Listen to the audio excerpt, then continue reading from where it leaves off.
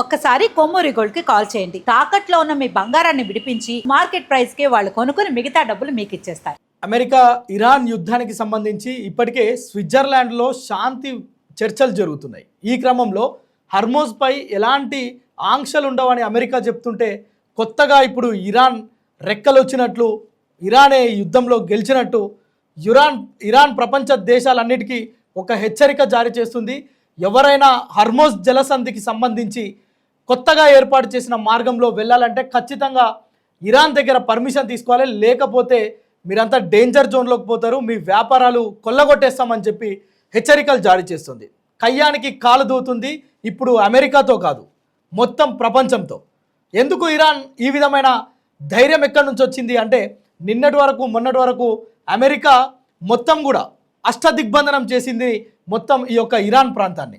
మొట్టమొదటగా ఇజ్రాయెల్కి ఇరాన్కి ప్రారంభమైన ఈ యుద్ధం తర్వాత ఇజ్రాయెల్కి అమెరికాకున్న ఫ్రెండ్షిప్ తోటి, దౌత్యపరమైన ఈ యొక్క ఫ్రెండ్షిప్ తోటి ఇరాన్ని మొత్తం ఉక్కిరిబిక్కిరి చేసింది అమెరికా.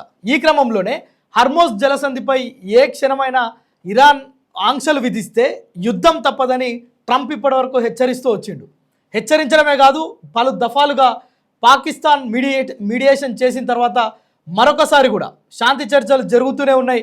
మరోసారి ఇరాన్ పైన అమెరికా దళాలు పూర్తి స్థాయిలో విరుచుకుపడ్డాయి. ఆ దేశం ఒక శ్మశానాన్ని మనం చూడొచ్చు, అది మొత్తం కూడా శ్మశానాన్ని తలపించేలా వ్యవహరించింది. కానీ ప్రస్తుతం శాంతి చర్చలు జరుగుతున్న తరుణంలో ఇరాన్ ఎందుకు ఈ విధంగా మాట్లాడుతుంది? ప్రపంచ దేశాలకు సంబంధించిన వాణిజ్య ఒప్పందాలు కావచ్చు, అక్కడి నుంచి వచ్చే క్రూడ్ ఆయిల్స్కి సంబంధించిన నౌకలు కావచ్చు, ఈ నౌకానయాన మార్గం పైన ఎందుకు ఇరాన్ అవాకులు చెవాకులు చేస్తుంది? అంటే శాంతి చర్చలు జరుగుతున్నాయి స్విట్జర్లాండ్లో, మమ్మల్ని ఏం చేయలేరనే ధైర్యమా? ఒకవేళ అమెరికా సెనేట్ ఇప్పటికే యుద్ధం పైన ట్రంప్కున్న అధికారాలని తొలగిస్తూ ఒక నిర్ణయం తీసుకుంది. అమెరికా కాంగ్రెస్ వద్ద ఖచ్చితంగా పర్మిషన్ తీసుకోవాలనే ఈ యొక్క ఏదైతే నిర్ణయం ఉందో, ఈ సెనేట్ తీసుకున్న నిర్ణయం ఏదైతే ఉందో, తీర్మానం ఏదైతే ఉందో, ఇది ఇరాన్కు కలిసి వచ్చిందా? అంటే ట్రంప్ ఏం చేయలేడు, ఇంకా మమ్మల్ని మేము చేసిందే, మేమే తలుచుకుంటే అది చేస్తామని ఇరాన్ రంకెలేస్తుందా అంటే వాస్తవంగా ఇది ఒక రకంగా అవుననే చెప్పాలి.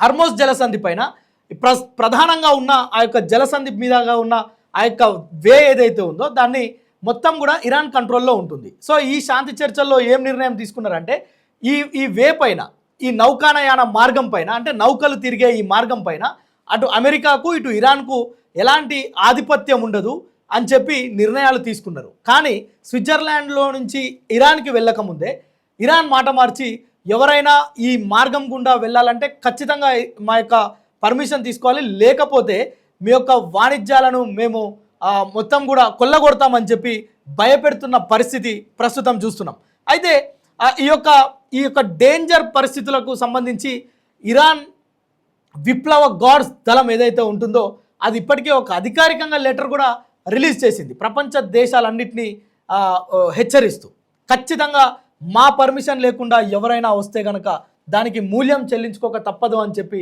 ఇరాన్ అంటే బలమైన సంకేతాలను బయటికి వదిలేసింది. దీనిపైన ప్రపంచ దేశాలన్నీ కూడా ఈరోజు చర్చించుకుంటున్నాయి, ఎందుకు ఇరాన్ ఈ విధంగా వ్యవహరిస్తుంది.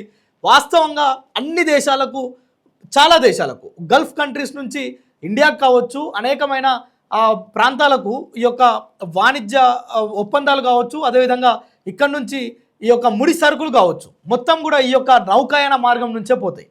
సో అప్పుడు మొన్న యుద్ధం జరిగినప్పుడే ఇరాన్ మాకు ఫీజు అంటే టోల్ చెల్లించి మాత్రమే పోవాలనే ఒక నిబంధన పెట్టింది.